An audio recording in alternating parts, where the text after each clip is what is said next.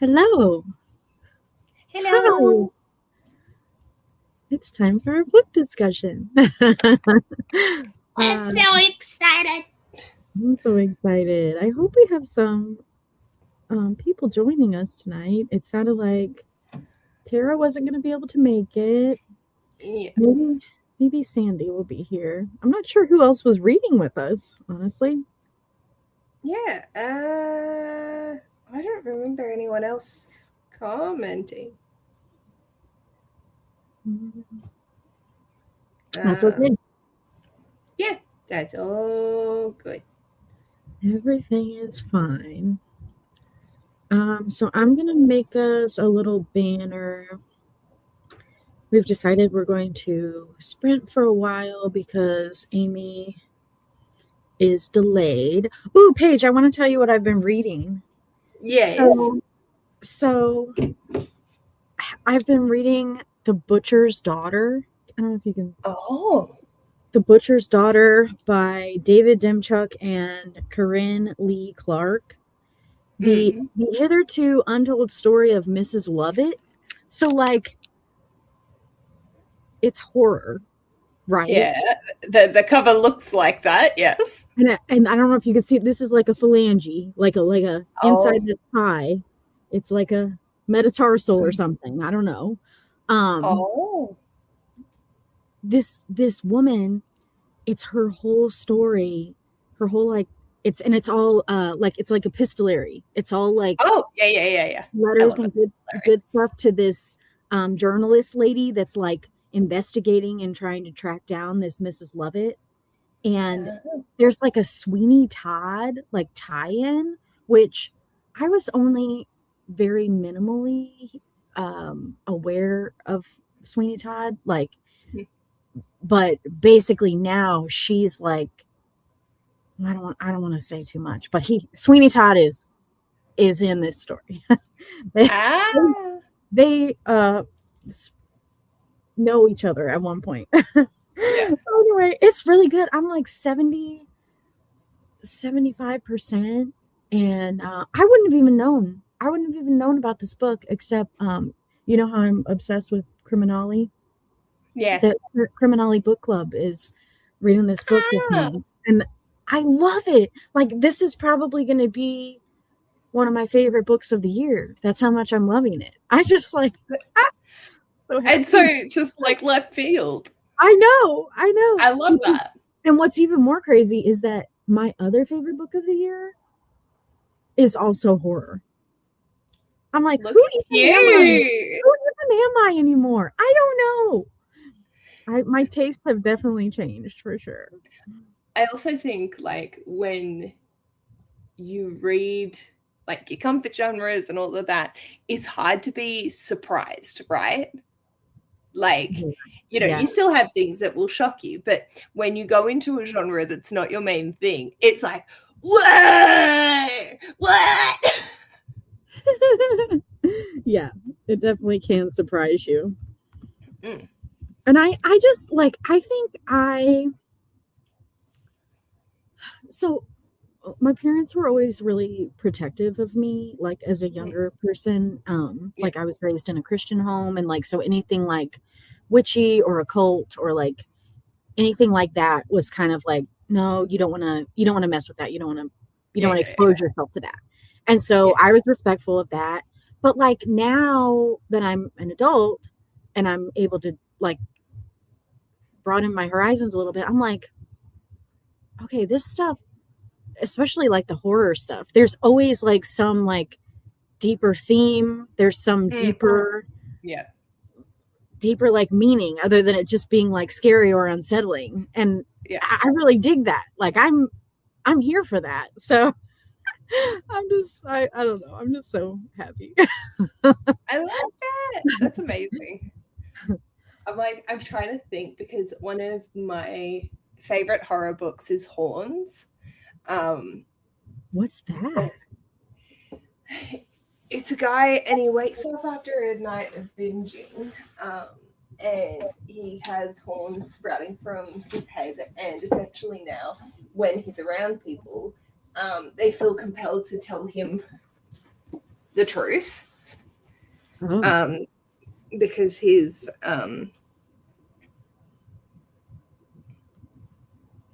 past the love of his life passed away. But it's like, I know that there was like religious commentary, but I can't remember which way it fell. Like, okay. Okay. because one of the like quotes is, Satan is one of us so much more than Adam or Eve. Yeah, it's real. Yeah, it's so clever how it's done though. But yeah, he's possessed of horns and a terrible new power. He can hear people's deepest, darkest secrets to go with his terrible new look. So then he's trying to find who killed the love of his life. Being good and praying got the best, for the best got him nowhere. It's time for a little revenge. It's time the devil has his due. And it's just so interesting on like, yeah. This is your favorite horror? One of my favorite, yeah. Oh, by Joe Hill. Okay. Son of Stephen King. Yes, yes. Yeah. It's just so interesting. And then there's a movie that stars Daniel Radcliffe. Okay. And that's a choice. I can't. Yeah. I can't rewatch it often because, like, some of the way that cinematography is done, it makes me feel quite nauseous. Really? But, yeah, like, because he goes into like, this guy's having a bad trip, and it wigs me out watching it. But the rest of it, I'm like, this is so fun. But yeah, so and that just caught me by surprise because I knew, like, I appreciated it for the commentary, but now because it's been so long since I've read it, I'm like, what did it actually say? Yeah. That's okay. But, yeah. Buddy, what are you carrying on about? We're trying to have a live show here. But I'm more important. I was saying hello. He's just like looking at the ceiling and meowing. Is there a shadow? No, you know one what of the horror books. You know what it is. So I'm in the basement, and the ceiling is like open. You know, it's like drywalled up to the ceiling, and then the ceiling is like spray painted black. You know, for aesthetic purposes. And the other night, he got up on top of the fridge, jumped into the little window, one of the up high windows, and then jumped onto a beam in the ceiling and started exploring the ductwork and like whatever else is up there. And so now he's on the back of the couch. He wants back up there, and he's just looking up there, meowing at it like, I'm coming for you. He's so extra, but I love him. Okay. So are you reading anything currently? I have started Indestructible: How to Control Your Attention and Choose Your Life. And this author wrote a nonfiction on like how to build habit forming products for marketing sort of things. And now people have taken that, like they've obviously taken it to the extreme. And so this is looking at what distraction or traction does and how you want to have traction, not distraction, and how to change your habits so then you lean more towards the traction. I'm literally like only 50 pages in, but it's been interesting. Okay. And it's very like, it's funny because now I always go into nonfiction and especially like productivity but would this work for an ADHD brain? Right. Like, this is how I'm critically analyzing it because I'm like, are the tips you're giving actually going to help someone that has executive functioning decision like problems or working memory problems or any combination of ADHD madness that lives inside the noggin, the no dopamine, and like those seeking behaviors? Is it going to be applicable to actually help? Right. those kinds of people because that's me. Right. And so, yeah, so far it's just been like general information about what distraction is and like the habits and shit like that. So it's been good. And yeah, that's what I'm currently working on. Okay. Very good. Yeah. So I want to get through it so then I can go back to just listening to an audiobook because I'm currently annotating. Okay. Go back to my audiobooks and work on my Pokemon cross stitch because I haven't worked on Oh, it for yay. Oh, yay. But, Hi, Sandy. We were really hoping you were going to be here. Oh. It says Amy entered the studio. Oh, she made it? Hello. Hello. We didn't have to do a sprint. We just chatted. She's Rosie. Oh, no. Amy, your internet's not fantastic. I'm slow. I think it's catching up now. It's catching up now. Oh, there it goes. Yeah. Did you get it done?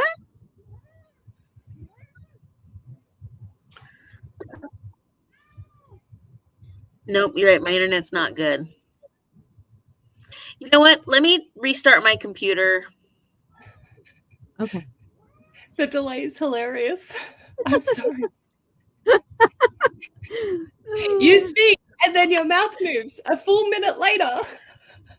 And really fast. Okay, I'm gonna restart my computer because that could be the problem. Okay. I'll let you back in. I love lag. Yes, so I want to dive back into it because I'm excited. So, I'm on my second page of 56 pages. 56 pages of your cross stitch? Yeah. Oh, wow. Yeah. She made a choice. You're in big trouble, mister. Oh.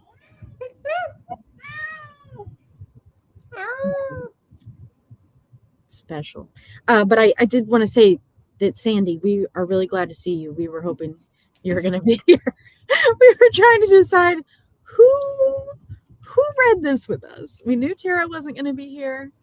So yeah. The more the merrier, I say. Although the more I can introduce to emotional pain.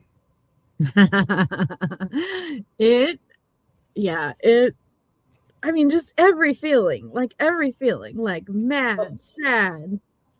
Yep. Did you laugh and then 5 pages later I did laugh. Crying? Yeah, I did. I did laughing. I did crying. I did all the things.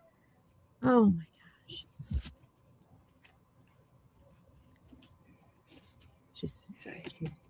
She's working on restarting her computer. Oh my goodness. I'm so excited for us to read Winners together. Like, it's going to be so fun. Emotional roller coaster. And so like with Winners, I assume we can expect more of the roller coaster. Correct. Yes. Yes. I'm so chuffed though, because I was talking to Ash this morning about this and how on the discussion for Beartown, we didn't actually ever talk about the main event that happened. Like, we talked about all of the characters and the effect of it, but we didn't actually talk about that particular scene. And it was funny because Ash goes, "Oh, does it deal with homophobia?" And he's still thinking that the main event that happens in Beartown is something happens with a gay person. He does not know what the main event of Beartown is. And I've been like just playing it totally chilled, not saying nothing to him so that he will be absolutely floored when it's got nothing to do with that. So I thought he was reading it with us. He is. Yeah, he's not there yet though. And he doesn't know the thing that happens. He thinks that it's about Benji being gay, but he doesn't know that's Benji either. Hi. That looks better.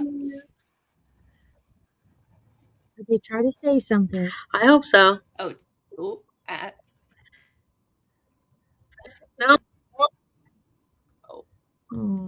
I think maybe just hang out a goes. minute and it'll buffer It'll or kick in. something. It'll do Yeah. the thing.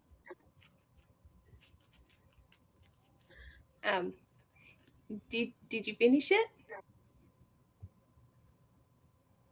Yes. Yay! Oh, good. I can tell Hooray. there's a delay.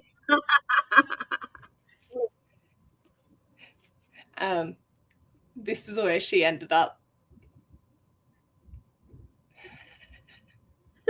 She found room for more tags. Yeah, That's very colorful.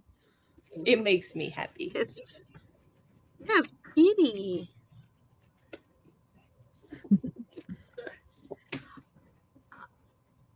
Wow.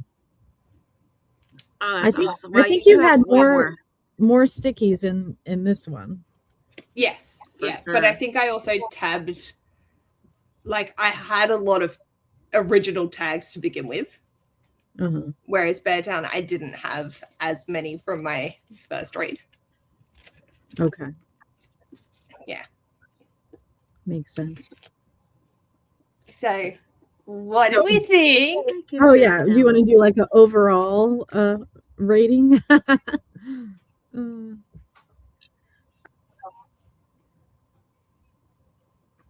Yeah, I don't know if you'll be able to hear what I say because I've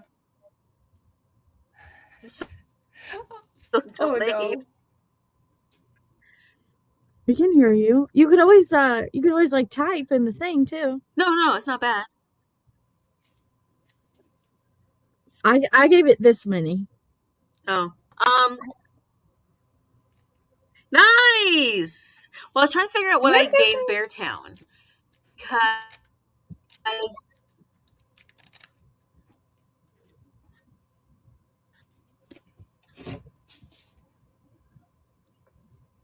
should go look.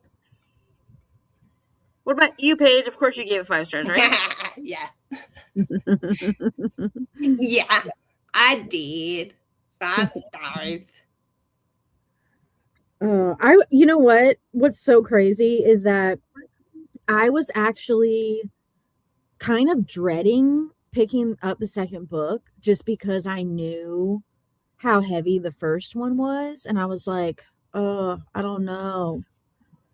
I was pleasantly surprised, like, by how well done it was. Like, I was actually reading it, and I was in no hurry for it to be over. Yeah. And that's when I know that I'm reading a good book. When I'm not like, oh, geez, like, how many more pages of this do I have to suffer through? You know, like, it was so good. So good. So good. For Amy, baby. Yeah. It's really bad. I'm kind of wondering if I should restart my router because, like, even when your guys are talking, I get like it really delayed, and then it all kind of like. Oh. Oh, let me try putting it on my phone. Let me go find my phone and see if that will be better. Okay. And sometimes it's like so smooth, and then it just doesn't. Yeah, sometimes you just don't know what you're gonna get. My whole system tonight is completely experimental. I'm on my mom's laptop because mine will not even register that her internet is a possibility. And then, like I said, I'm in the basement, so I wasn't sure how that was going to affect the signal, but it's really good. So I'm thankful. I love that you're like, I'm in the basement. Yeah, I'm like, I'm in is the this basement. a cry for help? The auntie needs to come get you. Basement. They've got me locked up. Oh, I'm watching for you. Oh, she closed that one. She closed that one out. Third time's the charm. Third time's a charm. It's going to be amazing. Bus, bus, bus, bus, bus, bus, bus, bus. Fitty, Bus, Fitty, bus, bus, bus, bus. you think you're the star of the show every time. Every time. Paige is talking to you. Bus, bus, bus, bus, bus, bus, bus, bus. Would you like to sit down? I can hear the purring. He's so loud. Bus, bus, bus, bus. Everybody's gonna get their Bus, bus, bus, kitty, bus. kitty therapy. Bus, Yes. bus, Yes. bus. Yes. Bus, bus. Wow. Yes. Okay. Bus, bus. Hello, bus, bus. Bus, bus. He does this headbutting thing. Like, hey, pay me attention. Hey. Oh. Have they settled in okay? The kitty cats? Yeah. You know, it was a little rough start, but and Fitz did much better than Franny. I think it's just a difference in personality, but now they're totally fine now. It's been, well, tomorrow it will have been a week, and yeah, she was doing zoomies last night and just acting like her normal self, so they're settling in for sure. Very good. Well, look here, we got another 5 stars. Yeah. Sandy knows what's up. I'm so happy I could inflict enjoyable torture on everyone. Oh, we just can't thank you enough, Paige, for playing with our hearts like you do. I try my hardest. I'll tell you what, you know how to pick them. You know how to pick them. That's the thing. Bachman's just a fantastic writer. I'm drawing a complete blank. What did we start the year with? Wasn't your favorite Wayfarers series by Becky Chambers? Oh, yes. The one that could have ended with book 1. Yeah. That's the one. Yeah. Yep. Yeah.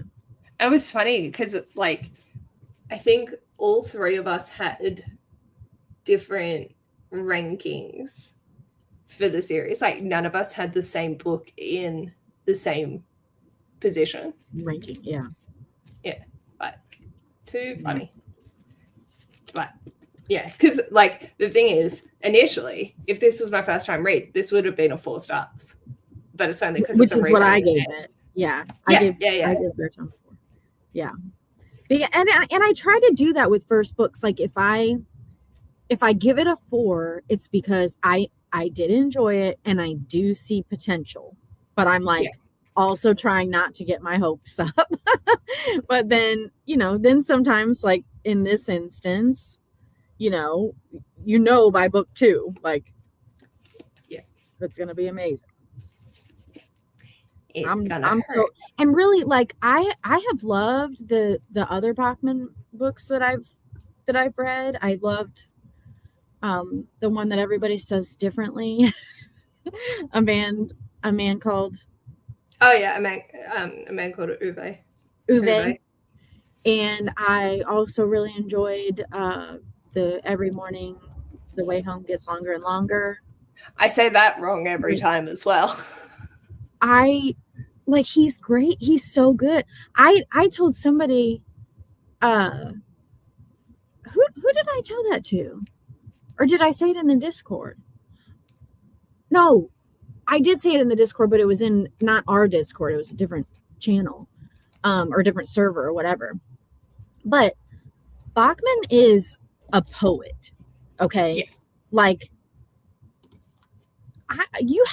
you're silly if you get, like, no, I mean, maybe that's harsh, but like, I personally have to give him credit for what he does with words and the way that he can put into words things that are only just like a unformed concept in my brain, like am I making any sense? Yeah. It's like, that's the thing. I could open to any single one of these tabs and just be like, damn, boy, that's a sentence. Right. Like, Yeah.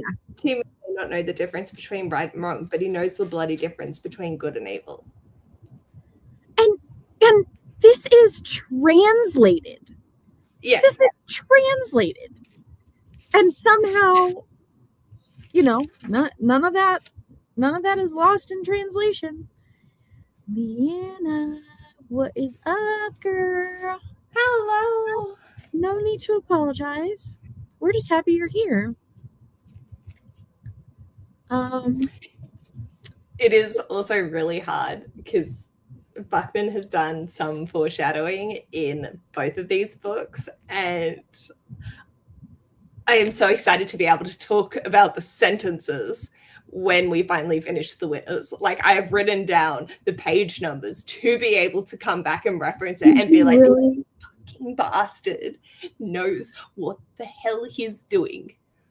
Oh, I'm so glad you did that, because I am going to be really intrigued to see, to follow that thread. Like, Yeah. Hi. Hello. So did you try the computer again? I restarted my Wi-Fi. Working. That seems Yeah. optimistic. Yeah, your mouth is moving and sound is coming out. Oh no. As we said that. Yeah. And then it crashed again.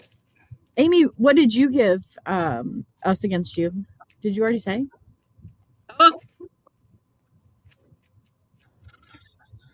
No, I didn't. So it's tough because I give Beartown 5 stars. Love Beartown, right?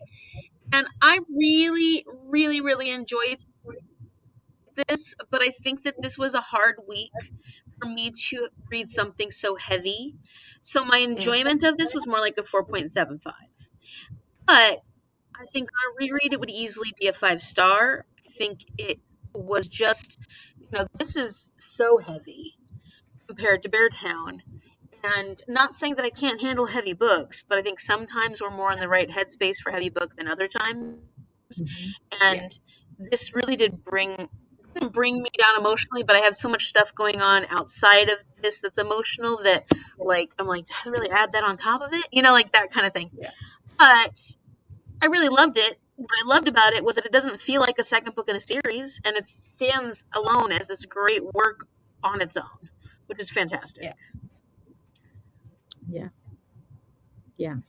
And so, honestly, Frederick Bachman's becoming one of my favorite writer of emotions.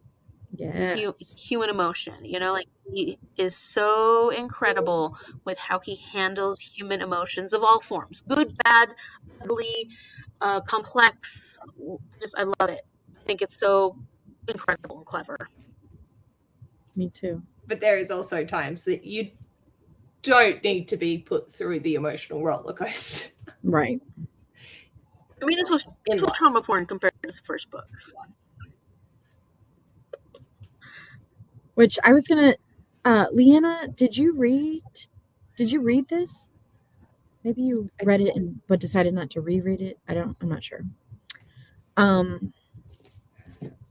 don't. Sandy said, I see Paige's books all tabbed, and I always say I need to annotate.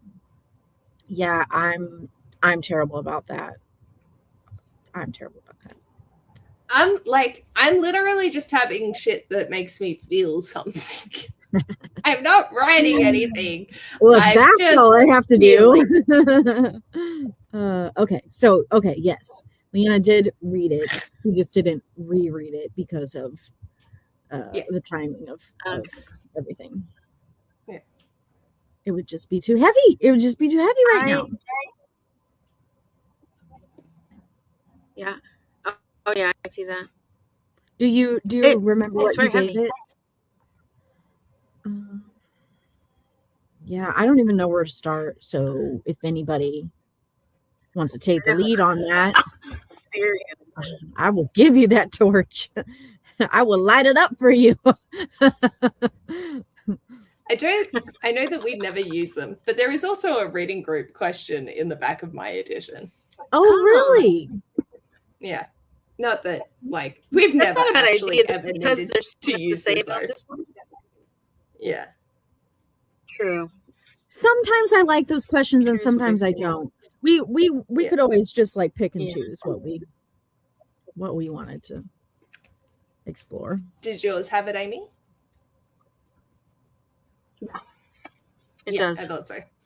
Ours look like similar editions.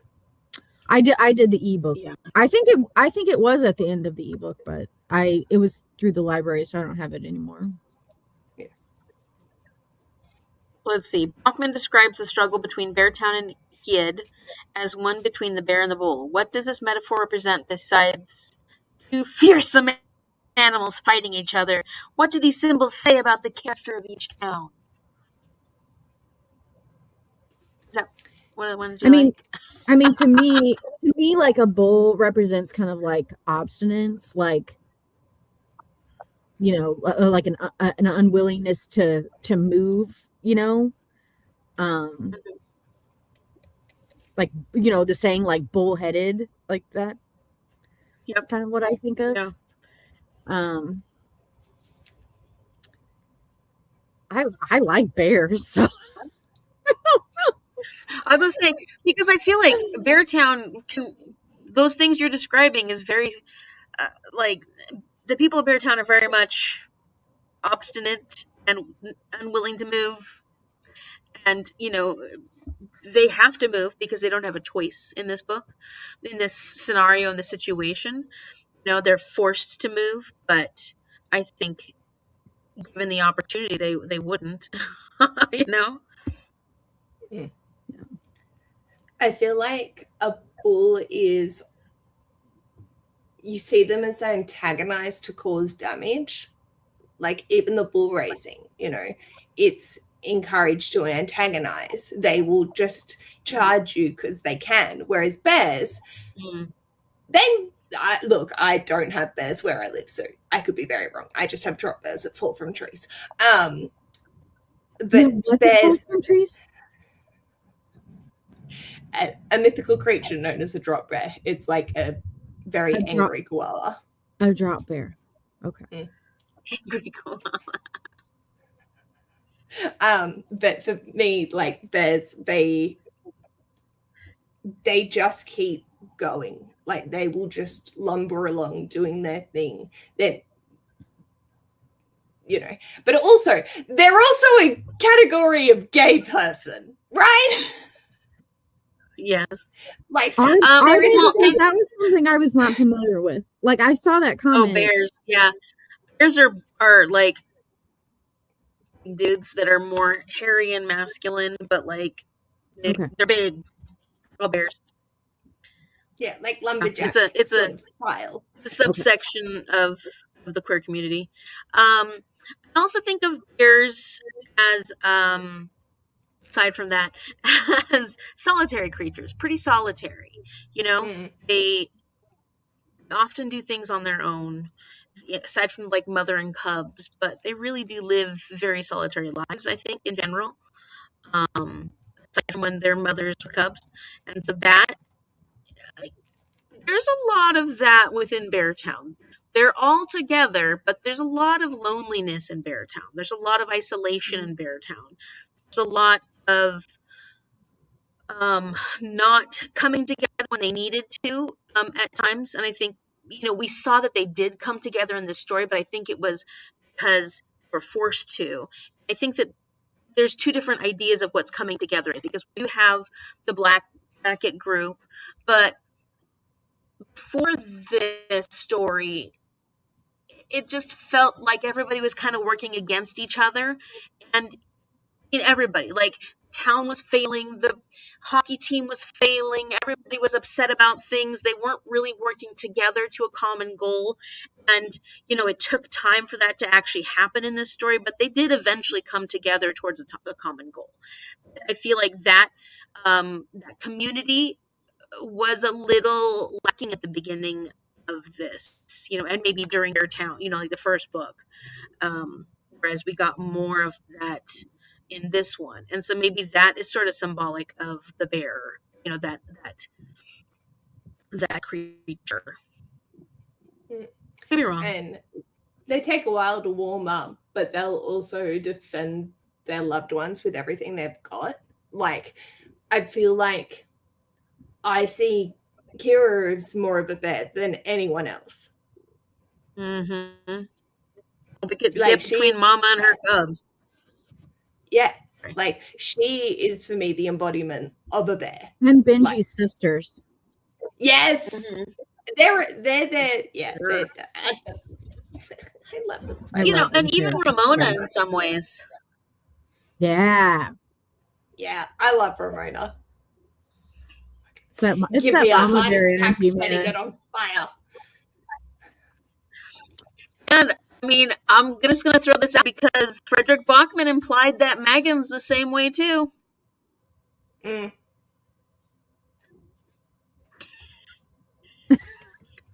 Yes.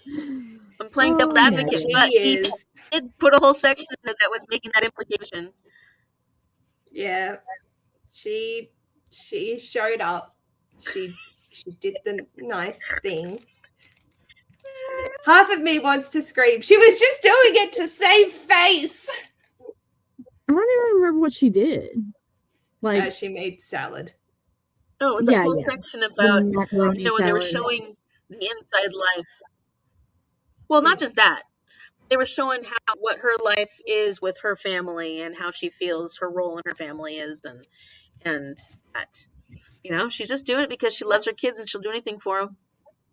Yeah. Okay. It's diluted the way she thinks of things and does things. That's how her mind believes it should be done. Mm-hmm. Yes. But I get it. Leanna also gave it 5 stars. Yeah. But remembers being disappointed about something, but I'm not sure if that something is for this book or the third book. Uh-oh, that's dangerous. Okay, well, you'll know if we say it.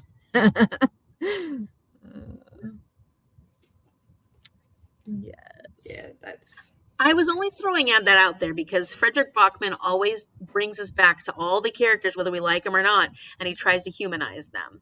And he tries to make their lives real in our eyes. You notice that? He does it all the time. Yeah. Every single time. And he does it fucking well. Wonder if he's going to humanize Richard Teo. Oh, I think it's impossible. I think he's genuinely a sociopath. I also think Bachman, if I'm correct, Bachman wrote Richard Theo in because that is the antithesis of everything that he hates in politics. Like, I don't feel like he likes the real world Richard Theo. Yeah. So he wanted to put it in to be like, I hate this fucking bastard. Because you don't get a sense of him like it's very neutral. There's no like showing the good and the bad. It's just, this is what this politician was doing. Yeah. And you see that Peter was deceived by him the entire time. You know that. You can see that. But it wasn't like expressed as like that was the intention set out until we read closer and we see his interactions with Timu and all of that. Mm-hmm. But he messed so much stuff up. He just was pulling some strings. Little like puppet master. Oh yeah. And he continues to do it. And you know, the way he does it, there's no way to get out of it. Like you can't even it's just it's so convoluted, and he's so involved in so many things, and he's always one step ahead of everybody else that it's like you can't catch him in it. He's too damn clever. Bastard. Yeah, I really did. I really hated that character. Yeah. And there's very few characters that you genuinely hate. Like we hate Megan. Yeah, We hated Kevin. We hated his dad. But you saw every facet of them. Yeah. Bachman doesn't do that with Theo. He doesn't try and justify him. Yeah. He just exists in the plot and uses the machinations to make it move along. But also, without him, would we have had story progression? No. So I feel like it was an essential thing that he had to put in to actually be able to move the plot and write the story that he wanted to. Yeah. That bastard. Thinking of Richard Teo as like the bad guy of book 2 made me think back to book 1 and made me think, who was the bad guy of book 1? Like, was it Kevin? Was it Kevin's dad? Megan. You know, Megan. But yeah, I mean, like with this guy, it is very clearly him. Where like in the first book, you know, there was maybe some gray there, but it was the attitudes of the town, not the actual characters themselves. Right. Like for me, like Kevin did the bad. You saw him describing his eyes going black just sent chills down my back when it happened. Oh, I've seen that happen in real life, and that's scary. That's the bad. But Bachman also humanizes him by providing the bubble around it. So you can't just you hate his actions, but you can't necessarily hate him. Yeah. Well, strongly dislike. Are we talking about William Light or are we talking about Kevin? I mean, because even William Light, in the end, he humanizes him, and he was so horrible at the beginning of this one. So it makes it, he does that really with every single character except Richard Teo. To be vague, I think that I was expecting more focus on certain characters or a group of characters, and that never happened, so I was disappointed I didn't get to see more about them. I think that would also be hockey team. What? I think that would also be a contributing section of the winners, if I'm thinking of what we're talking about. We won't know. I don't think we can. Oh, you nailed it. The girls' hockey team. Ha! I knew it. I'm so smart. What's the little girl's name? Alicia. Okay. She's so cute. She's a little baddie. And I love that Suna, like, you know, keeps an eye on her, and I loved how the, you know, the pack that's not the pack, you know, what pack, how they went over to her parents' house. It's like she isn't going to show up with boo-boos on her anymore, because if she does, you're going to get a boo-boo. Every single one of us will come and explain to you why that's not okay. I really like that part. Yeah, that was so sweet. Okay. Kira makes sacrifices so that Peter can be manager of Beartown Hockey. Does Peter make sacrifices for his family too? Discuss the way their relationship changes over the course of the book. Do not get me started on Peter. I don't think I was as angry with Peter as you were, but I get it. I get it. See, my argument to this, so it's like, the question is, does Peter make sacrifices for his family too? Right? Yes, he did in defending Maya. Yeah. But that should be the bare fucking basic. That's not a sacrifice. The town's reaction is what made it feel like a sacrifice, but that should be the bare bones basic. The bare minimum. I'm doing this. Yeah. No, honestly, he should have quit then. Yeah. I agree.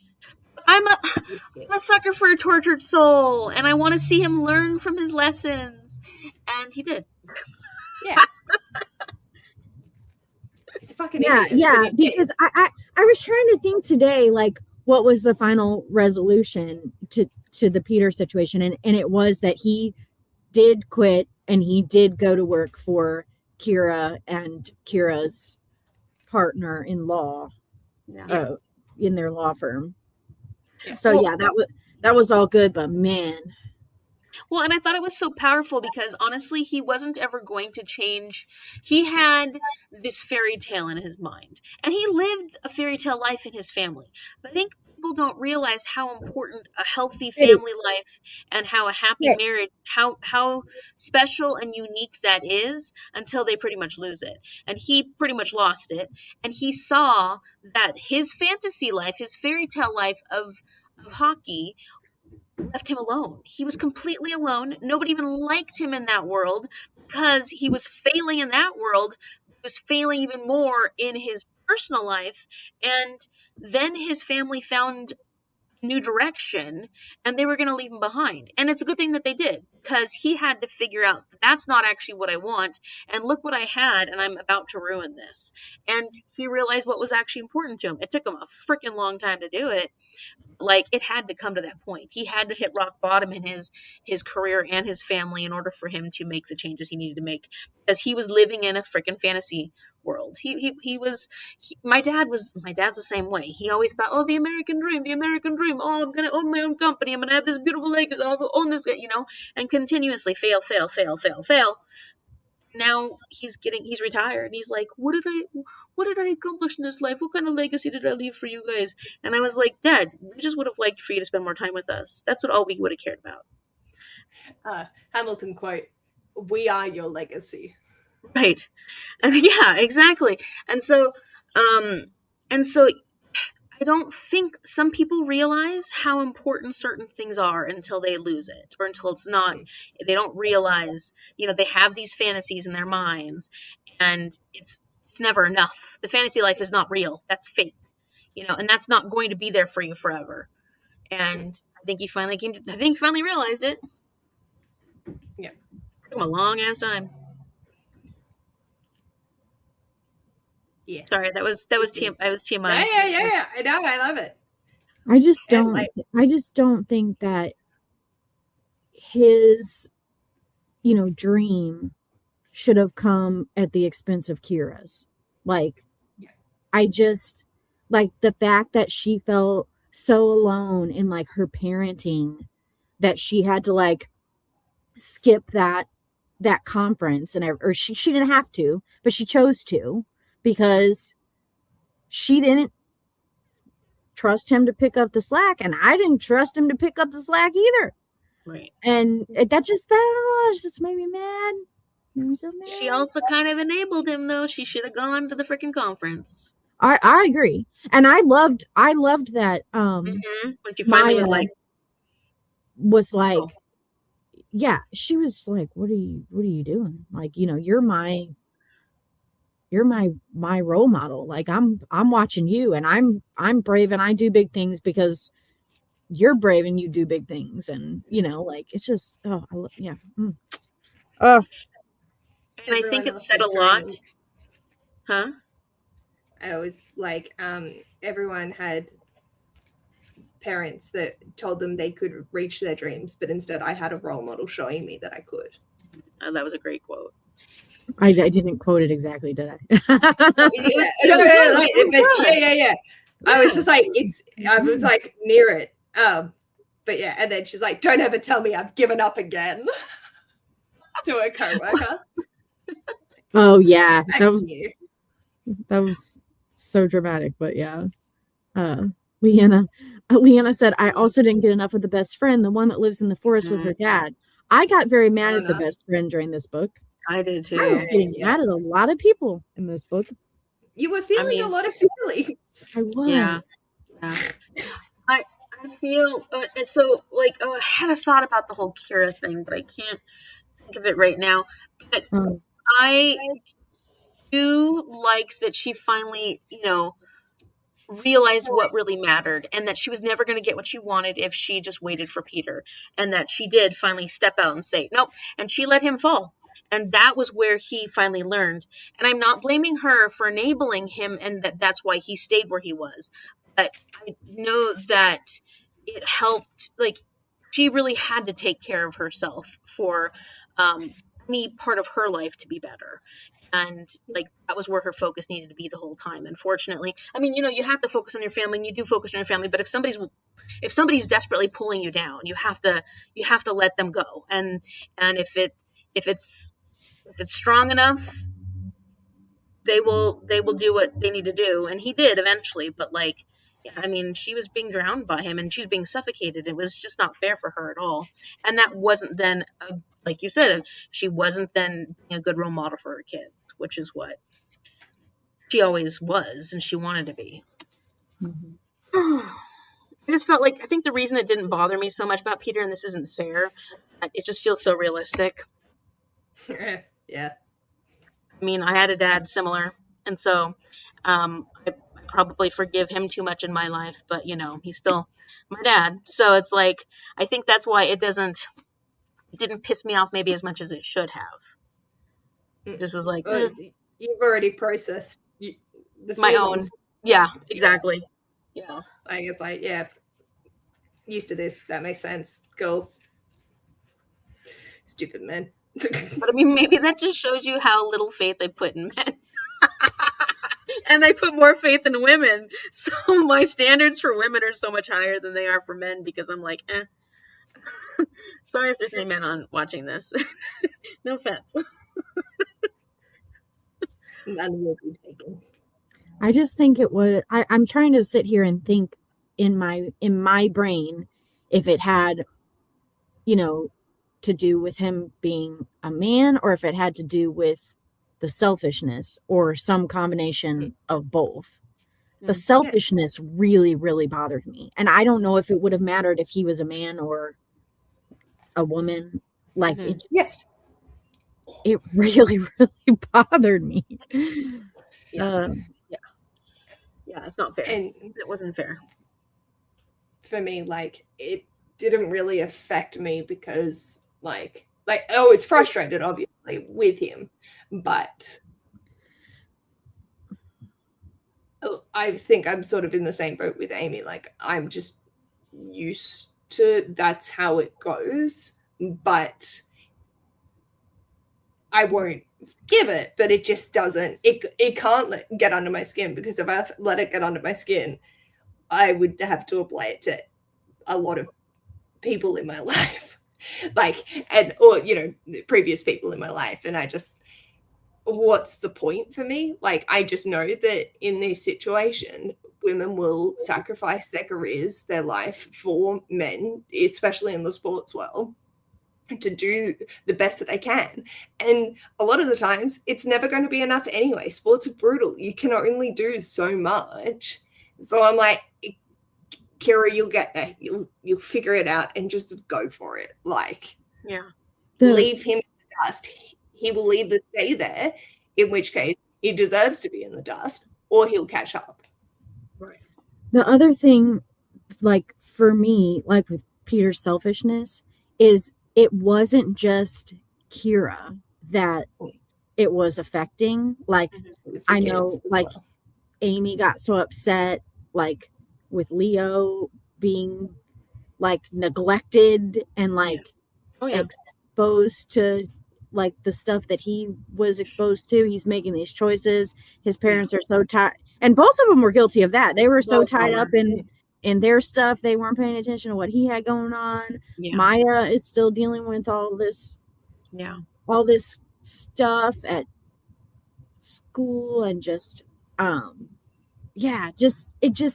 I don't know. I would have got them out of there so fast. And I know it wouldn't be a book. Like, it would mess up the book. It would mess up the story if they just left. But oh my gosh. I think that also comes back to the bear symbology. Mm-hmm. You don't leave.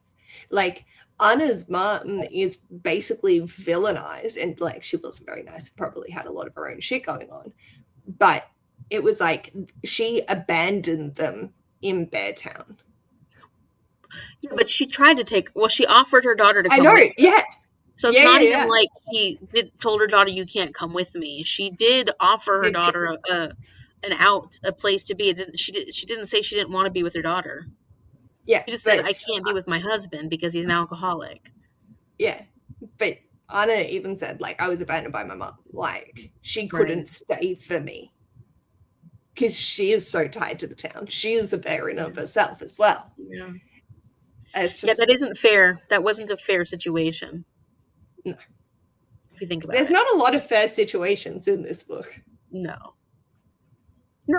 but I like that about it. I like that about Frederick Bachman's writing. I think it's I like the complexity. I think it makes it fascinating look at humanity. Fascinating. Yes. Can we talk about why I got so mad at Anna now? Yeah. Yeah. Speaking of which, yeah. So this is the book in which Anna like makes a move on Benji, and he says, no, you don't want this. In the nicest way possible. Yes. And then she, like, what did she follow him?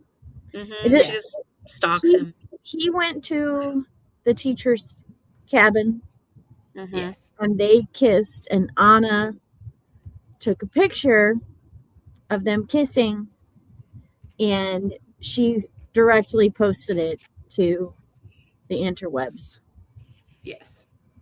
And exposed Benji. And it all just kind of blew up from there. Yeah. And I was really mad at her about that. I was too. Because teenagers are impulsive. But in that moment, she genuinely wanted to hurt him, and he never did anything but be kind to her. Mm-hmm. And she was in pain. I get that. You have created so much pain, and so, like, you've put this whole community in a spin, and you created a deadly situation for this other kid. It's beyond dangerous. And for this one moment of, like, I'm having a fit. I feel rejected. I know it's a lot more deep than that in a lot of ways, but at the same time, she could have yelled at him. She could have punched him. She could have done any other thing. In that moment, her intention was to hurt and destroy him, because why would you take a picture and post it online? Right. You have to have a moment of clarity to say, oh, I know how I'll hurt him. I will hurt him by posting this online so other people see. And yes, it was rash. At the same time, there's a lot of other things you can do in a fit of rage. Her choice was to post it online. Yeah.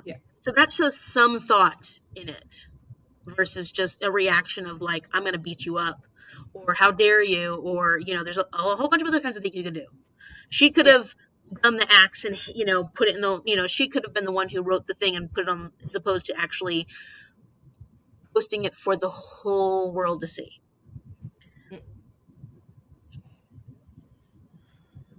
Yeah. Because, like, he rejects her, and then she calls Maya and realizes that Maya's drunk, and she rushes out of the house, but she doesn't set out to follow him. She just sees him in the forest, and because she's good at tracking, she then is like, oh, if he's going to go see his girlfriend and it's like 10 times more attractive than me, then I'll feel better about myself, knowing that it wasn't me he rejected. Mm-hmm. And then is a dipshit.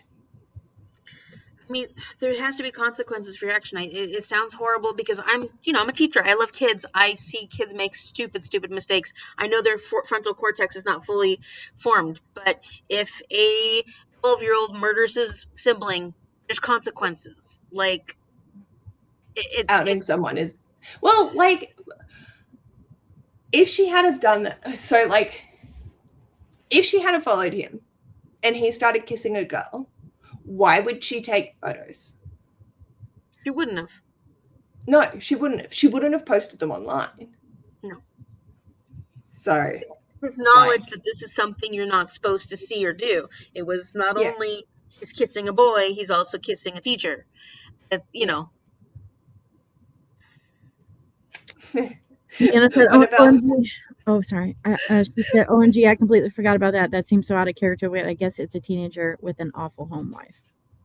because literally she's been dealing with her bad dad when he's been drunk. Benji helps her in a time of need. Her emotions are running high. She goes to kiss him. He politely says, like, you don't where did it go? You don't It want was like, that. you don't sorry, but you don't want, this isn't what you want, Anna. This isn't what you want. Yeah. And if he had have said, like, I'm not interested in you, or I'm sorry, I'm in a relationship, or something different, she probably still would have been upset and probably still made the choices that she did because she's been rejected when she's in a highly emotional state. But I don't think it would have been such a critique of her. Like, he's saying, this isn't what you want. I'm not the guy that you want. But saying that to someone when they're already emotionally heightened, teenager, so frontal, not working, like, they just don't want to be told that they don't know what they want. And because Anna is such a strong character and does know what she wants most of the time, I feel like that would have been like sandpaper on her as well. Like, none of it excuses. It's just like there were so many factors going to this, and if Benji had said something slightly different, maybe it wouldn't have happened. Probably still would have, because she was emotional and upset. But it's just like, oh, yeah. And I think the reason I brought that other example up was just because it's like extreme. This is like, there's one thing where you hurt somebody else and you have to learn from your mistakes because you're a kid and you're learning and you're going through life, but when they're so extreme, when it's these extreme things that happen, just like in the first book with the rape with Kevin, like, consequences have to come from that. You have to learn a giant lesson because you did something that isn't little, oh, nice little thing I can learn a lesson from. This is huge. This is life-threatening. This is extremely dangerous. This is life-changing. This is going to change this person's life forever. Just like Kevin changed Maya's life forever. And they're just kids. They're all just kids. And yeah, of course, there's situations in their life that have been the cause of this. It's like, what happens next? What comes from this? And how are they going to learn and become better? Parts, like, how are they going to become better? How is this going to, like, how are things going to change for the other people within the story? And it's a huge moment. And she had the consequence, which I thought was appropriate. But she only lost her for a bit. And it was only because of Benji being the beautiful person that Benji is that Maya forgave her. But at the same time, like, well, she also met Vita because of it. Yeah. But then now he's passed away. Yeah. I can't remember where her story goes. Do you remember how Maya found out that it was Anna that did the pictures? Oh, the camera. The crack in the phone. That was wild. I like that stuck out in my brain so much. Like, yeah. It was just like, you Maya is sharp. Idiot. Yeah. Yeah, I guess we don't really know what Anna learned in the end, like what we know that Kevin learned because his life was threatened. He's never going, his life is forever changed by the he faced when Maya showed him what it feels like to lose power. We didn't really see where Anna is like different because of this, you know what I mean? Like, obviously she's different because she didn't lose her friend again, but at the same time she filled the void with Vita in the intro. Like, it really wasn't like she was alone. Yeah. And now she's like a martial arts professional. Yeah. I don't know. That's a good point. Would be her channeling her energy so that she won't, like, she will, we don't know, but she, I would hope, would never do that again. And because she's found martial arts, she's able to channel her emotions into a way that's actually going to be helpful and not harm others in the process, or harm them in a way that they've consented to. I was so mad at her. I cannot tell you. I was so mad at her. I was And I was trying to take, like trying to understand, knowing that she's a kid, and I still struggled because I just felt like it was so unfair. It's one thing to be selfish, it's another thing to put somebody else in danger, another kid in danger. Like, I'm not okay with that. And she also ruined the teacher's life. Yeah. Like, but Benji's 18. He is an adult. Well, okay, I don't know if it's different for you guys, but like beforehand. So I mean, that whole thing was really kind of weird and complicated, Yeah, but I'm like, he's 18. He rarely goes to school anyway. Like it. And he did meet the teacher beforehand. It wasn't like it was something that was. It didn't stop though, because of and the teacher should have pulled up stumps. Yeah. But Benji's hot. So that's hard to do. Mistake. Benji's hot.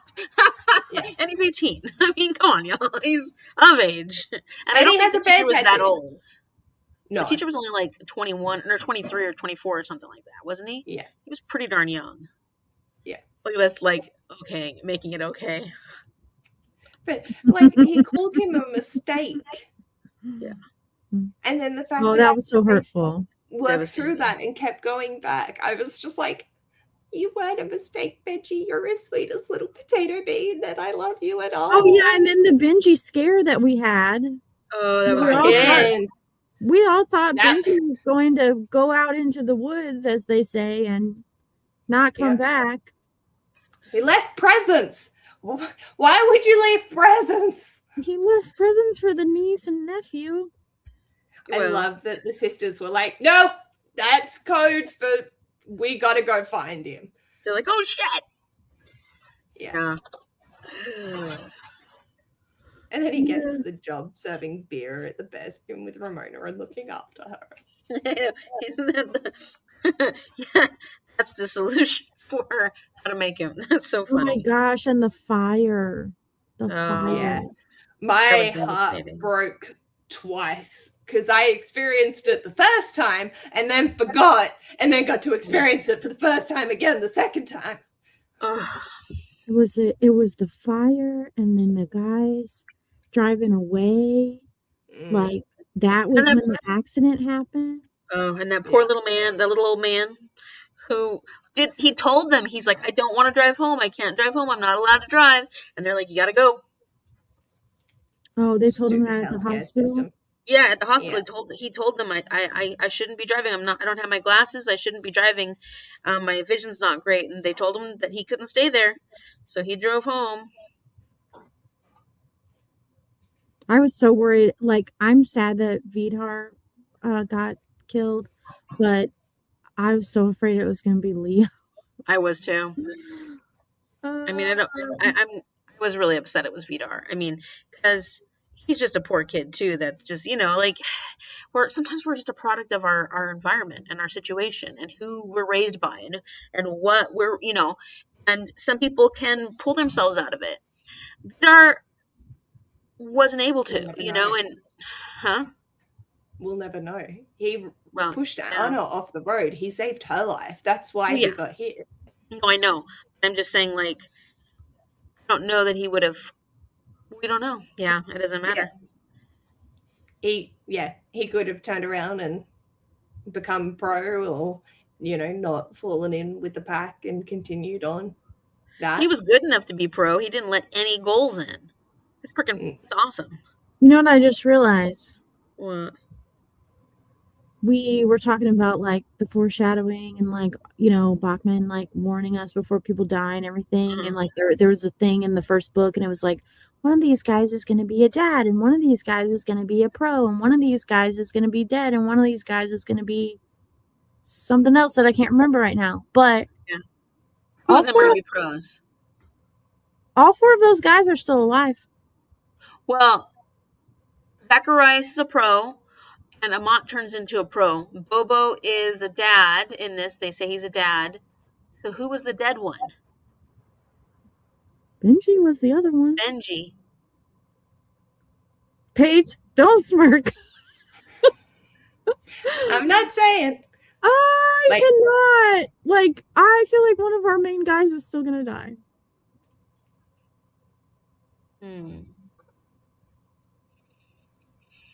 Well, we know it's not Kevin because we heard about his wife and his baby. Yeah, 10 years after. And that Maya's a superstar. Yep. The songs, and me talking about him, Bachman being a poet and everything. Yeah. Those lyrics, like, oh, there's love. So heavy. Well, I did also appreciate that, like, whilst, like, we see Maya and her continuing, like, there were some beautiful fucking lines about, like, everyone says, like, they say that you were raped, it's all in past tense, but that's not the truth. She's still going through it, like, but it kept coming back as well to the fact that this broke Kira and Peter, like, that Peter was driven to save the club because he couldn't save his kid from this hurt. Like, all of their actions were still driven by it, but also at the same time, they're the ones, like, there was a line that it was like, she was broken by the rape, but they were the ones that snapped. Yeah. And like, damn! And that's their motivators. They were throwing themselves in because they couldn't deal with the fact that their daughter got hurt. And it's just, Bachman, you weave things so beautiful. And that continues throughout the entire time. It doesn't just drop away at some point. Yeah, no, you're right. What's Vitar's brother's name? Timu. Tima. I really kind of like him. I love Timu. I was gonna say, before we get away from Maya, did you notice that we have favorite characters that we love, and Maya is still at arm's length in a lot of ways? I feel that. Maybe I'm wrong. Did you feel that at all? It's harder for me because I've been Maya. Yeah, so she's here. She's not going nowhere. Anytime she speaks or says something, I'm just like, you're fucking. And then when Benji was outed and she was waiting at the school to walk him back in to go, you just keep your head up. You don't let the bastards see you cry, Benji. Like, I can't not have her. It's just, it's more like she's tucked under my wing than like a favorite character, like, in that regard. Yeah. I just feel like she's kept a little at arm's length from us intentionally. But I think that's because of the whole concept of the internalization when and how she's isolated herself from the community, from her family, from her friends, intentionally, because she's in so much pain. She doesn't know what to do. Yeah, she's dealing with this on her own. Yeah. And her character is written that way, though, which I think that's another aspect of Frederick Bachman's writing of characters that I think is fascinating, because he actually writes characters, not just the emotions of the characters, but like he writes the actual characters, so you almost feel the emotions towards those characters as they're experiencing whatever the scenario of the story is, if that makes any sense. Yeah. I think it's absolutely fascinating. And yes, if I wasn't able to relate to her so hard, I do feel like there is that disconnect. She just sort of pops up in the story at little random moments. Like, it doesn't, and I think it's the same with Beartown. It still didn't feel like her story. Right. Yeah, no. And so, having that arm's length, she is the thing that it happened to. and she's the one that's suffering and she's isolating herself. But at the same time, we feel the emotions Buckman, from the other characters even more. Yeah. Yeah. Buckman uses her, uses sounds horrible, but he's expertly woven her character in to highlight different areas and show different things when the time's right, while still also giving some fucking bangers of lines about pain. Yeah. Yeah, she had amazing lines. When we do hear from her, it's fucking poignant. Yeah.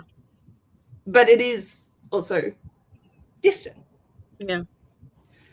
Maybe also he didn't want to go too deep into her character because he was afraid maybe he mightn't come out the other side okay. Mm-hmm. Like, maybe it's a distance for his own personal sanity as an author. Yeah, maybe. I don't know. But yeah. Okay, now we can talk about Tima. Yeah, I can definitely feel it. It's just, it's so hard for that. Because of the, totally. When you can connect, when you've had similar experiences and you can connect the character, it's completely different. For sure. But yeah, objectively, yes, I can understand that. Love that patootie. Yeah. And like, I think even if you don't know a Timu, you know of a Timu. You know that there are kids that count the pills. Yeah. You know there's kids that have had to grow up way too quickly to make sure that there's food on the table. Yeah. And what makes me so sad about characters like is it the parentification, Leanna? I feel like Leanna and I talked about this, about kids that have to take care of their parents. Yeah, and what makes me so sad about characters like Timu or they call him Tima on the what makes me so sad about characters like him and Vidar is that we know kids, you see kids like them all the time. I see kids like them all the time. I see situations like that all the time, and you see some kids who can make it out of that and make something of themselves, and you see some kids who have all the potential in the world, like Tima and Vidar do. They have so much potential. Tima could have done so many different things that would have been so much more beneficial in life in general, but it's just so tricky that those experiences can really just, like, if you don't get the help you need at the right times, if you don't get the support you need, if you don't have the confidence because you didn't get the support, it is just it's so devastating because you can't come out of it. You just get stuck in it. That's how generational trauma happens too. Yeah. And the thing about Timu was he just wanted to protect his brother. That was his driving force. He didn't want to do better. He didn't want to reach his potential. He wanted to make sure his brother could. Yeah. And that's where he went, you know what? Let's do the pack. I will always have my brother's back. Yeah. And so let's make this band of people. And then it was the whole fucking town's the pack. Like, because they all benefit from them because they're genuinely lovely guys. They just do not great stuff. That scene where like everybody was wearing the black jackets, like to put it to Peter. And then Peter's like, I've never felt more lonely. And it's like, no fucking shit, you dipshit. Good time to learn, Peter. Good time to learn. Yeah. I thought that was an important turning point for the community because they needed that. They needed to see that they were important as a community because I think they were letting these sponsors and all these different, the politicians and whatnot decide who they were for them, and that's not who they actually were.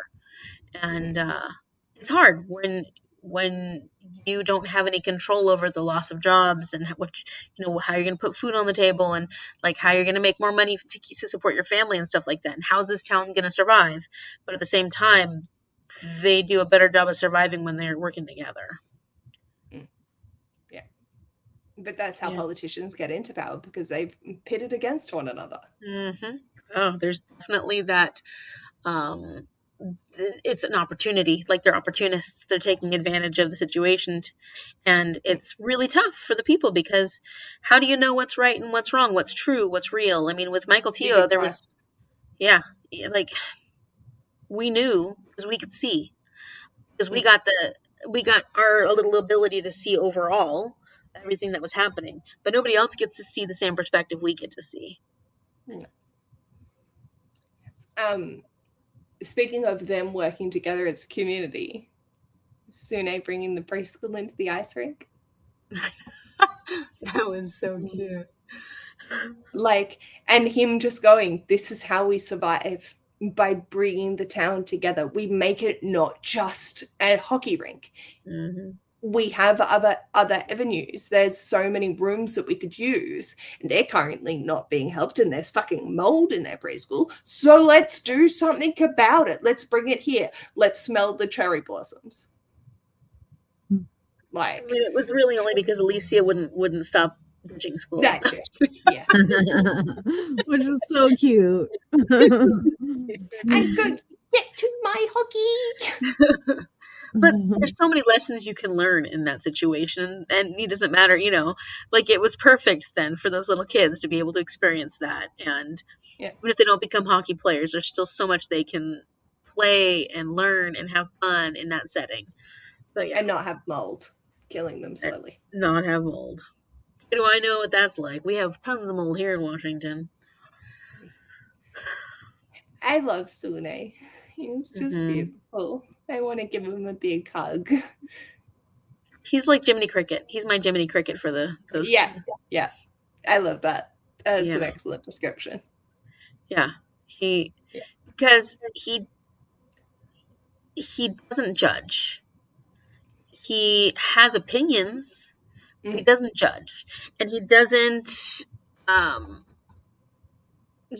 surprised by anything. He doesn't act disgusted by anything. He doesn't, let things sway what he believes is right and wrong, and how important it is for him to take care of his community and the kids. I love that. He is everything that the town should aspire to be. Yeah. I just realized we hadn't talked about Raquel. Who's that? COVID. Oh, yeah. Zackle. Zackle. Oh, yeah. Sorry, Zackle. Zackle. They call her Zackle in the audiobook. Zackle, yeah. Yeah. What? They call her Zackle in the audiobook. It looks like Zackle. We also listened to a different audiobook. Oh, really? Yeah. Because mine was a male narrator and he didn't sing the songs. But he also, Zackle. Oh my God, Zackle. What? And they do Richard Teo. Teo. Yeah. Tima. Where they say Timu. Yeah, and she doesn't say head, she says Hied. Yet. Yeah. He says head. Oh yeah, he's American. That's so interesting. It's different. And I think she was American, but she was trying to say the words with the accents, or like with the. Yeah. Me and Amy had the same audiobook. That's so weird. Did he say light, like William Light? Lit. Or did he say lit? She said it's Light. Megan Light and William Light. That's so funny. Yeah, so interesting. So I apologize if I say things differently. This is where we're. Our lady could have been wrong. Yeah, my man could have been. I'm happy to put it that the woman's doing it correctly, not the man. We've seen Peter and Kira. I think the only reason I thought she might be doing the actual pronunciation was because she didn't say head, she said hied. Down, Oh yeah, and on Katrine. On Katrine. Yeah. And Katrine. That's how. My guy must have. Yeah. She said on Katrine, and mine says Anna. Anna, yeah. Yeah. That's consistent. I'm trying to think of. Ours doesn't say Peter, he says Piotr. No, I'm just kidding. No, they didn't. That wouldn't surprise me. Amat. Was it Amit? Isn't it? I think it's Amit. Amit. He says Amat. Amat. Amit. Amat? I Amat? think he I don't said- know. I can't remember anymore. I Anyway, think he says Amit because I'm it's pretty well obsessed A-M-A-T. with that one. Amit. Okay, Yeah. Amit. You don't think it was Piotr? I was getting Anyway, busy at that point. Yes. Zackle, Yeah. Zakel. I was like completely shocked, first of all, that she was a woman, like the way he That's set fun. that whole thing up. I mean, tickled that she's a woman. I loved her character. I loved how she, like isn't good with emotions and like, I'm autistic as shit without having the label. yes, we had representation. Okay. Yes.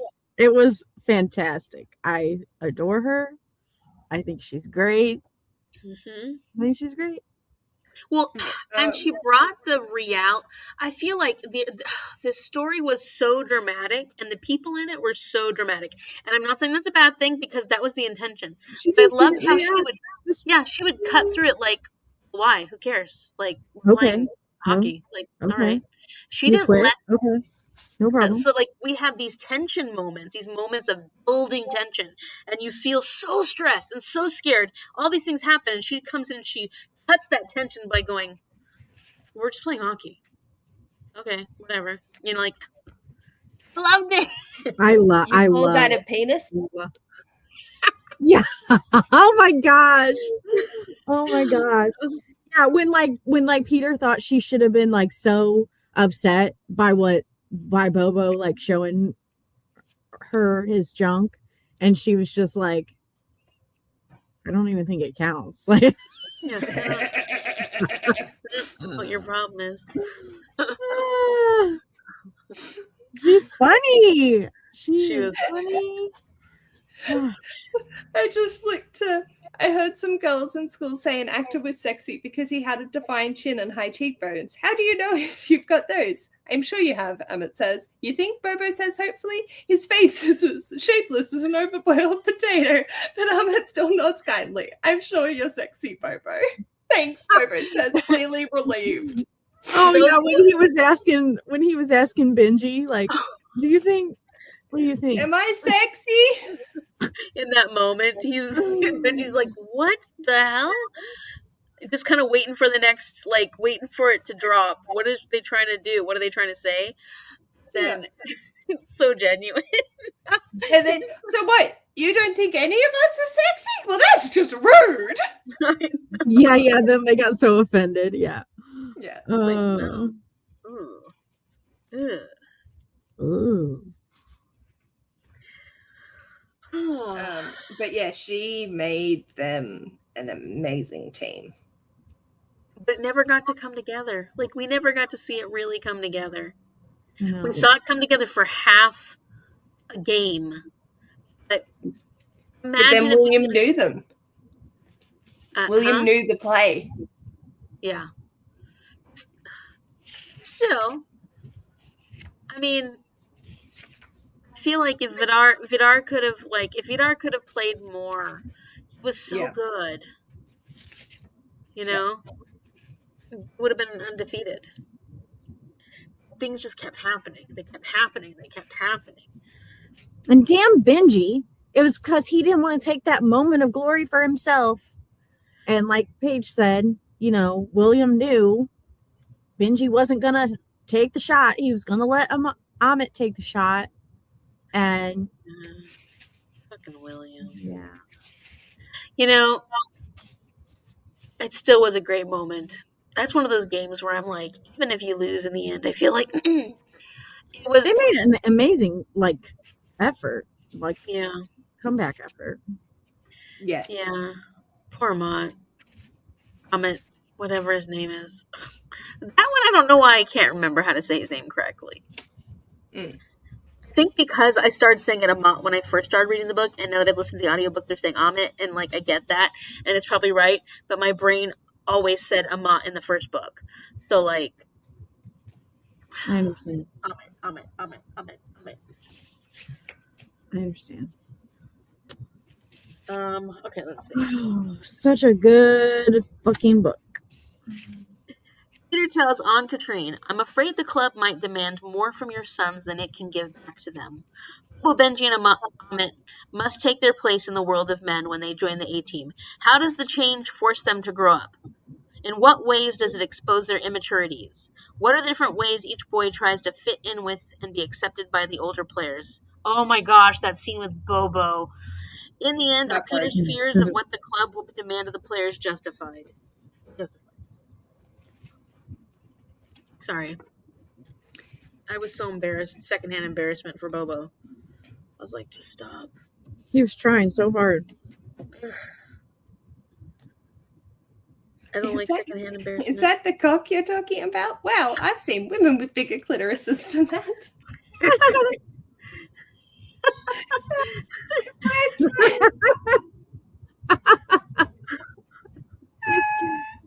It's okay. She said a clitoris can't get this big, can it? I mean, how big can a clitoris get, roughly?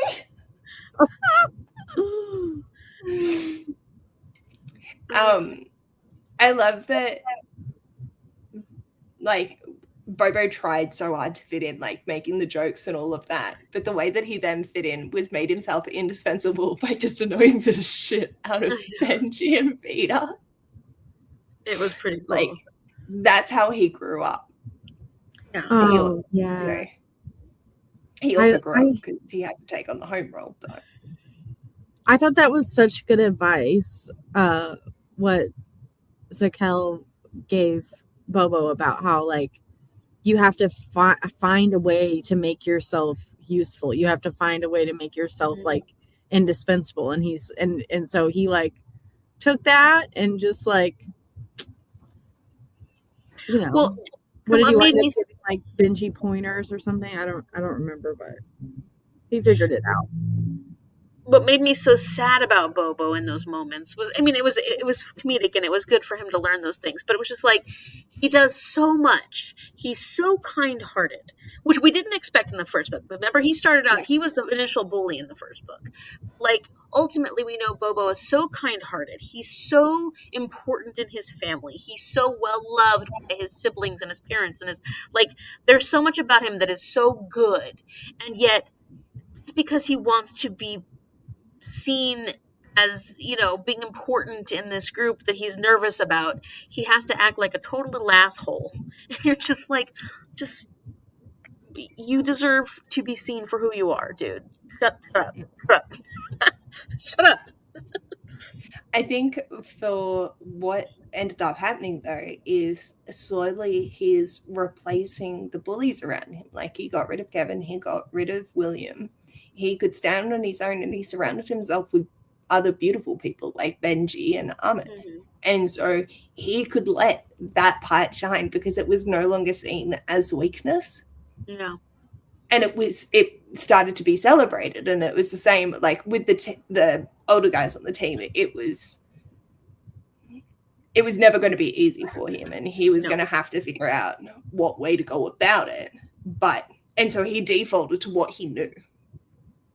Like, this worked with the other guys when I was the bully. That's how it worked for me to be accepted there. So I'll try this. But then Amit and Benji are like, you can't. This isn't working, mate. You're not. This isn't you. And he just had to find. And when Zakel said, you have to find what's you. Yeah. That's where he had that moment of, let's try something else. And still entertaining, still mischief maker, but channeled and directed and not seeking the validation of the other team members. He only needed the validation from Benji and Amit that he was doing a good job and doing the right thing by them. Yeah. It broke my heart when he didn't get the shaving cream in his... I know. And so he went and bought some to put it in his shoes so his dad wasn't disappointed. See, it's how good he is. He's so good. He's so thoughtful. Oh, Bobo. Oh, Bobo. Hey, we know that somebody finds him sexy because he ends up a dad. True. Yeah. Do we know who that is? I can't remember if we know who that is. Amit made him feel confident enough that... It's as shapeless as a boil pin.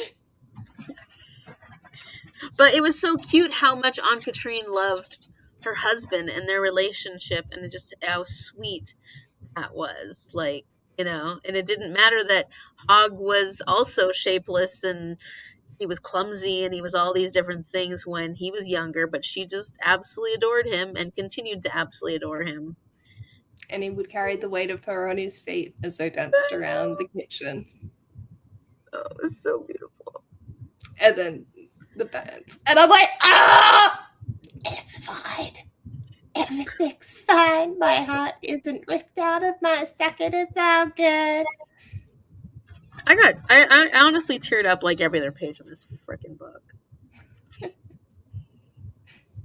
I love Buckman. Bastard. Aunt Katrine really got me, and like Amit's mom, like the whole and then her like still having the ticket and the empty seat for her, and like saying that she would cheer for her kids, like twice as loud. Mm-hmm. Like, and then her son does the same thing for Zacharias. He goes and he does the same thing. Oh, the video game competition. It's like a different situation, but it's the same. He's doing the same thing his mom does. Like, there's some amazing role models in this. Yes. Me. Are you crying? You are. And Katrina and Fatima hit a special point in my eye. They didn't deserve to say it is beautiful. Fatima, that's Amit's mom. Yeah. I love when women band together and just make each other stronger, and they're raising such beautiful boys. Like, they're the role models I wish every kid had. Mm-hmm. Yep. Like, yeah. And Fatima didn't have to put it to Amit and say, I worked my ass off and I am happy to keep working my ass off. I don't need charity this time. She just supported Aunt Katrina as she was going through it. My feelings. Those scenes where they came together. I love, like, when Aunt Katrine died and everybody came together, even though they're in the moment they're in these feuds, and yet they were able to put those aside. Mm-hmm. Yeah, because it was like Kira and Tima like in the same room washing dishes. And then Fatima immediately goes between them, like, she's like, who am I going to have to defend from who? Who's more of a threat? Yeah. And then Peter on the roof especially because I feel like Tima couldn't stand Peter, but he had more tolerance in some ways, or he had more control over his emotions when it came to certain things. Whereas I felt like the Spider and the other one were just like reactive sometimes. Yeah. Woody. And Tima was the one who had to say, like, you guys need to chill, like, about that other situation. But he went up there and he just told them, I don't know how to do roofs, and they helped him. They just all started working together. And I thought that was that's what small towns do, right? So that's what like little communities that depend on each other do. And I think that was like the reminder that we are still all in this together. And they needed a lot more reminders like that. This little community. So sad. And then Ramona. Ramona scene. And then I don't eat meat. And I don't drink alcohol, so I have to smoke because otherwise no one would take me seriously.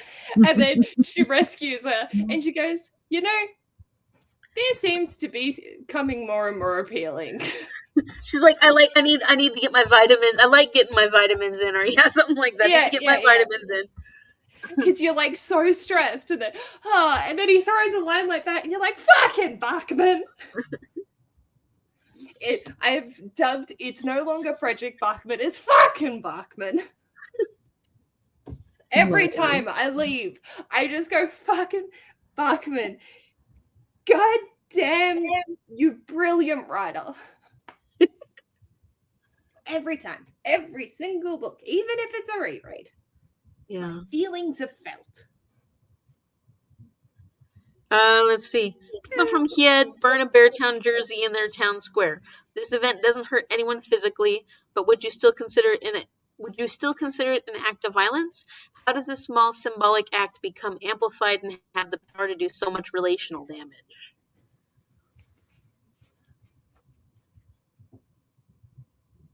Well, Yes. it's a symbolic act of violence. It's not like An actual physical act of violence? But then, is the threat of violence still violence?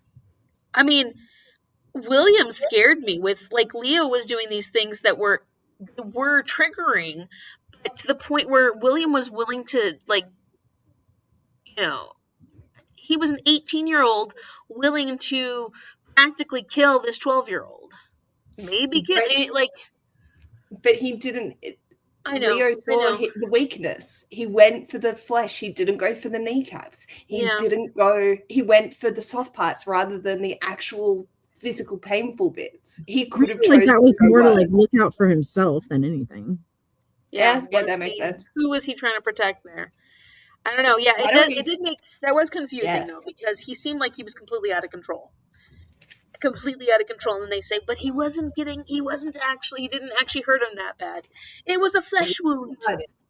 He still punched the shit out of him. Right. And hello, he's 18 and that kid's fucking 12. Sorry, excuse my language. He should not have been on the team after that. That word has been dropped by all three of us tonight. Okay, good. Multiple times for me in a short space of a minute. But realistically, he shouldn't have been on the team anymore.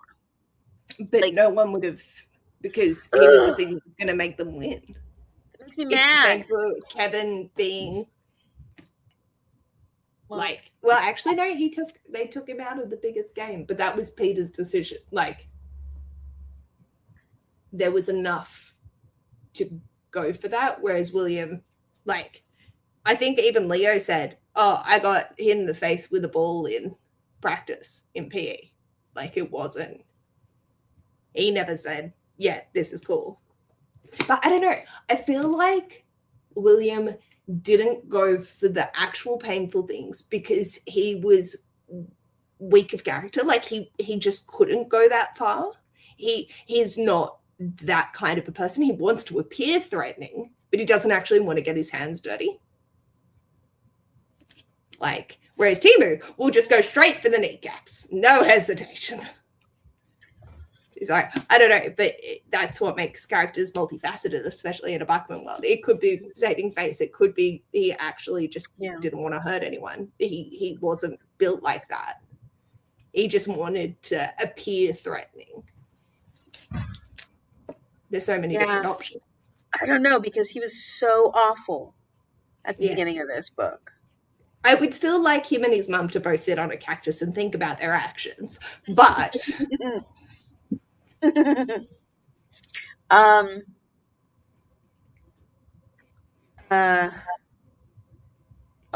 then that whole scene between him and Benji at the end. Yeah. When he's like, if I had known you were in love with him, I wouldn't have been so upset. Yeah. The one where I thought he was going to say that he was gay too.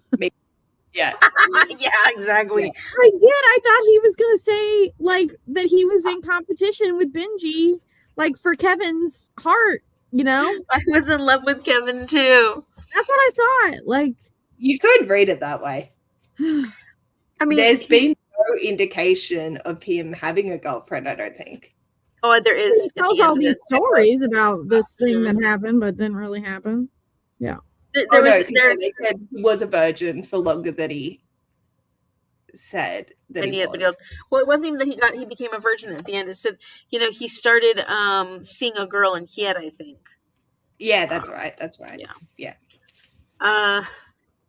Yeah, no. I mean, he was in love with Kevin in a way. It may not have been in the same way that Benji was in love with Kevin, but he was in love with the idea of what Kevin could bring to his life. He was in love with the idea of a friendship with Kevin, and he was obsessed. And he couldn't get what he wanted. And so he was envious of Benji. And Benji the whole time just wanted, you know, well, I mean, he never expected Kevin to be any different than what he was in their relationship. But, you know, the unrequited love is really tough. It's really tough. Yeah. And can you imagine? It makes, not that I don't think Benji would react the way he reacted if he wasn't in love with Kevin, but imagine even more so the fact that he was in love with Kevin that whole time, and then he finds out that Kevin brutally raped someone, and that is the person that you have these strong feelings for, who you respect and care for, and like, can you imagine what that would do to your feelings about that person? And no wonder Benji was so disappointed and so upset and so angry, and he didn't just accept that about Kevin, whereas a lot of people did, and some people would, even if they were in love with that person. But like, Benji was so genuine in his understanding of what is good and what's bad. Yeah. And he was so disappointed. Good. But that does kind of bring a different angle to it now that we know that he was actually in love with Kevin that whole time.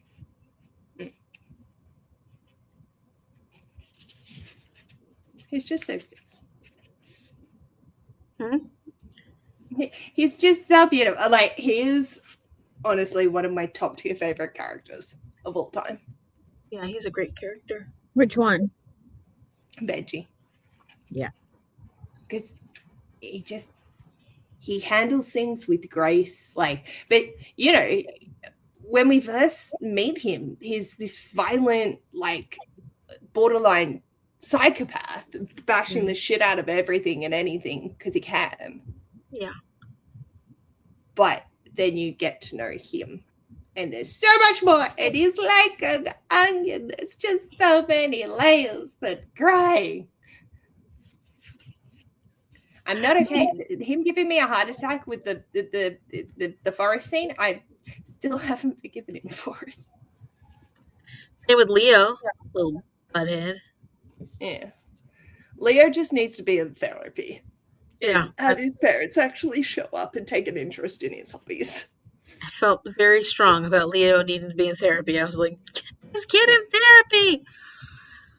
And then, like, I was kind of pissed at the pack for giving him a black jacket, even if it was a bigger size, to say, you can't join us till you're an adult.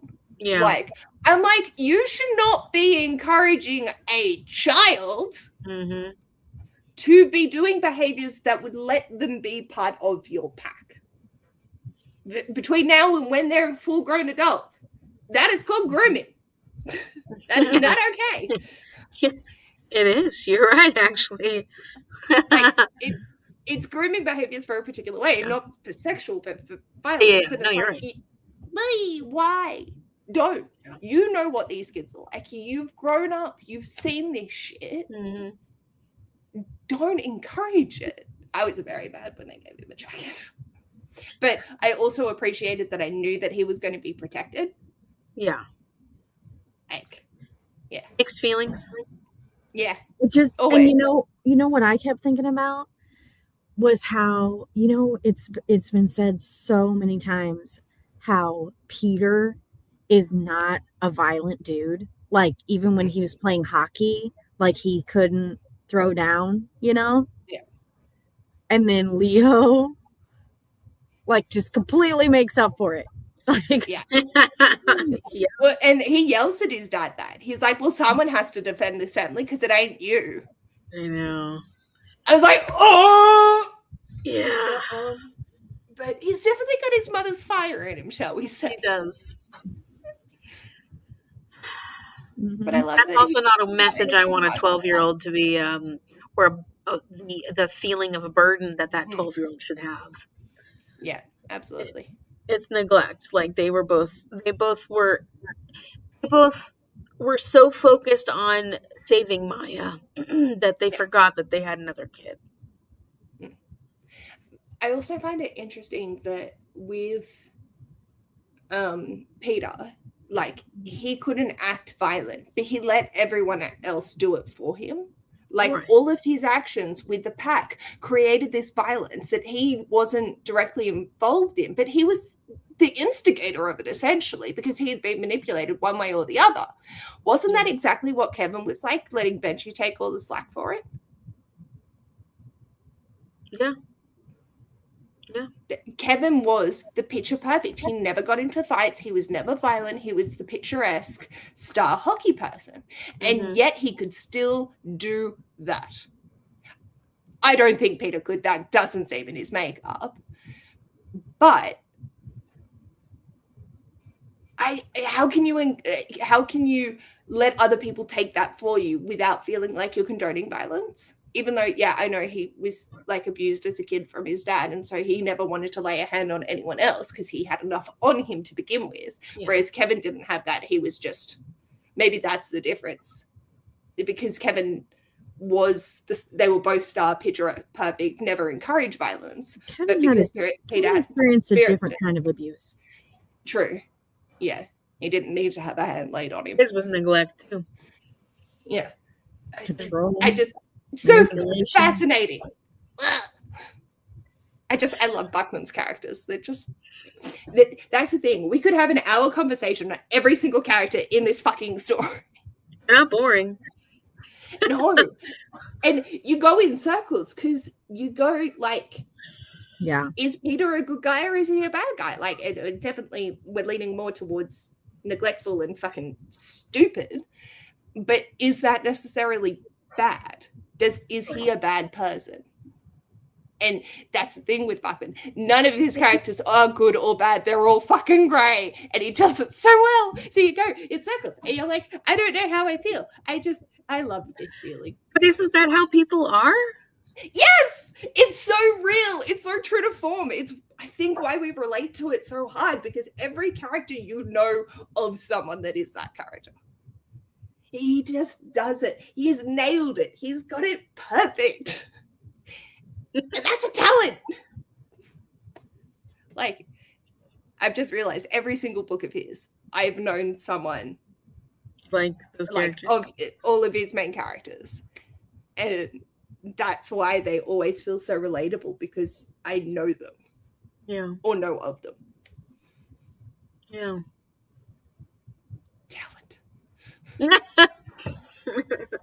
This is why he solidified himself as one of my favorite authors of all time, with no hesitation. I'm joining you there. I think I'm starting to have read enough that I still only read like I think I've only read 3 in a novella of his books.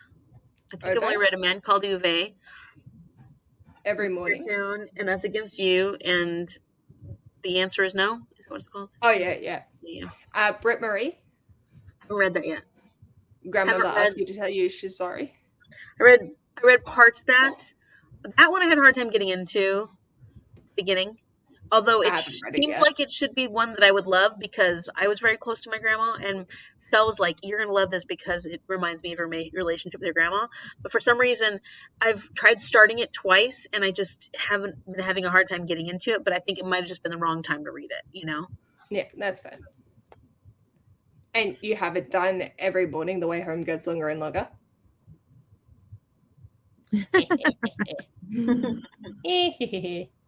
He's awful. Fucking shocking. Pissed me off. Because I think maybe every single section that I was answering in the Discord was like, and Bachman did this. Dang, Bachman, why are you making Bachman?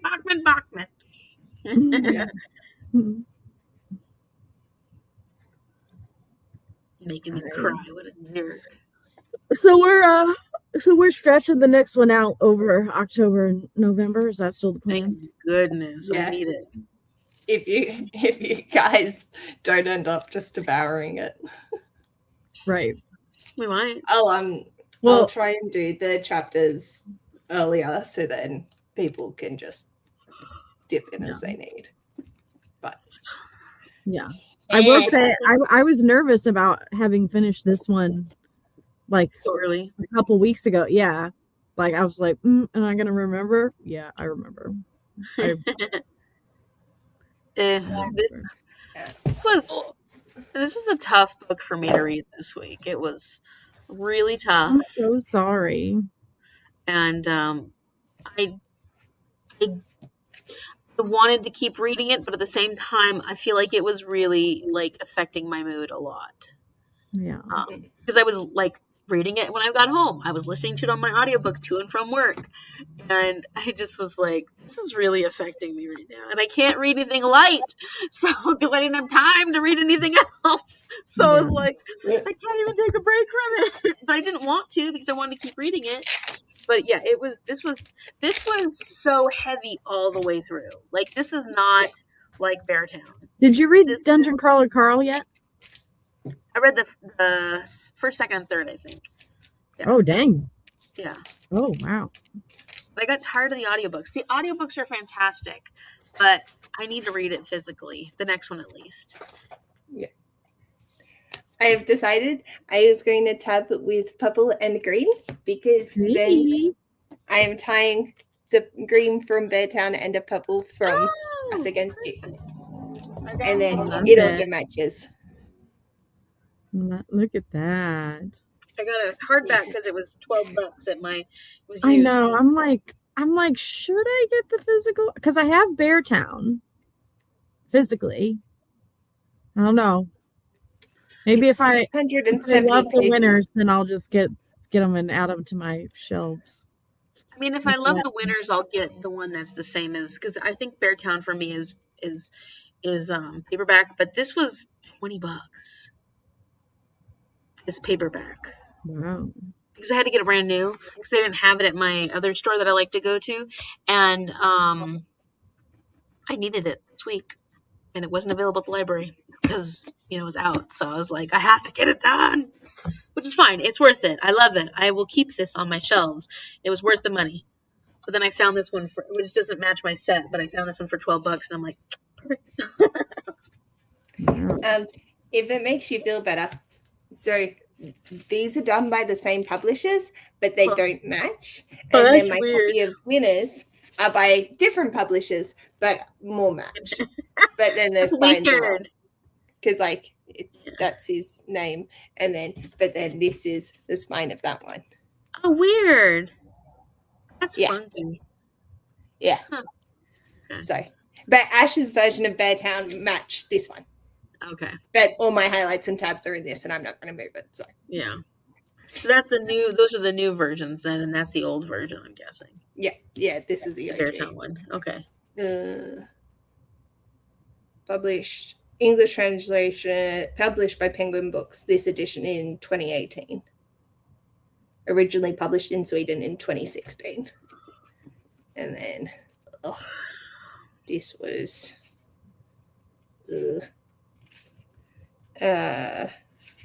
Originally published in 2017, published in Penguin Books 2019, published in the UA 2018. Yeah, so good one. Am I doing the same of like 30-page increments? Is that was good? Still working? I feel like that was good. It almost felt a little too long, but I was happy with it. Okay. Because I would always work in 30, but up to the next chapter break. So no, because it would be too many if it was less than 30. But it's just because there was so much happening in it. I think that's why it felt almost a little too long. Was because every chapter there was so much happening that it was like, oh, I want to go see what people say, but no, I don't want to be spoiled. So then, I waited, and then I was able to go back and try and remember what, I remember what. There were definitely parts where I was like, oh, I want to go say something. Or I want to go. I'm like, oh, I just got to wait. Yeah. Yeah. There's a lot happening in this. The great thing about this, though, is I can read up to, as I'm going to see, oh, goodness, that's a wait. Oh, yeah. Well, that should be right about. That should be fine. No. No? No, I think that's over. Because that's. I think it'll come faster. Always come faster, don't they? Than that. Usually.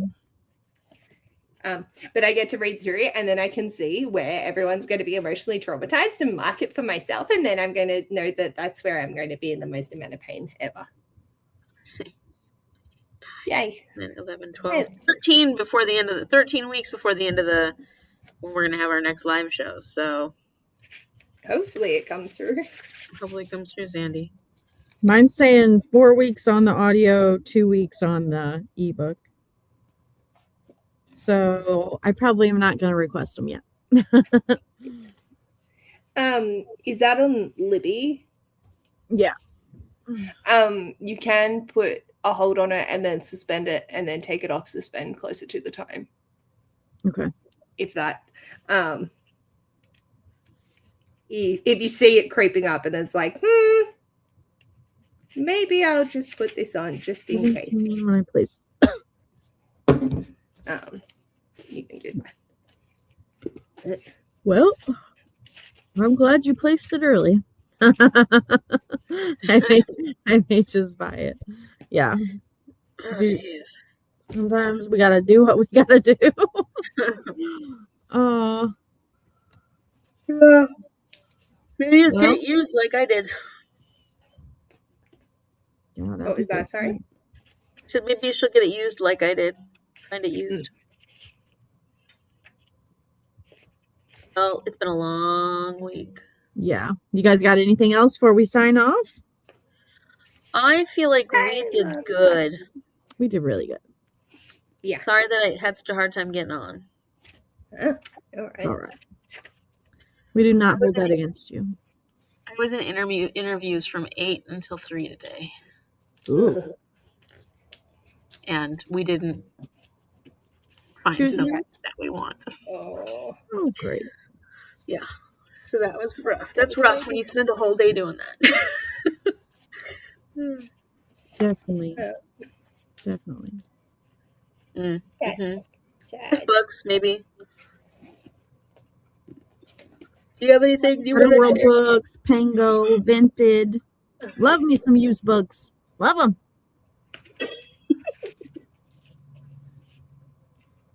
Nope, I don't have anything else. Thank you guys so much for talking to me. Yeah, you made it sound like. I love it. You never know what's going to come out. Oh. I'm pretty sure you can always trust that I will at least 5 times within a live show say fucking Bachman. When this live show is not about Bachman. Yeah, probably. That wouldn't surprise me. Even when. Okay, well, we will see everybody in the Discord. We're going to read the winners beginning in October, but you have through November to get her done. We know that everybody's going to be busy. Putting pages in. Yeah. And it's a big old book. A big old book. Be a stranger. We love you all. Have a good rest of your night. Bye, everyone. Keep waving.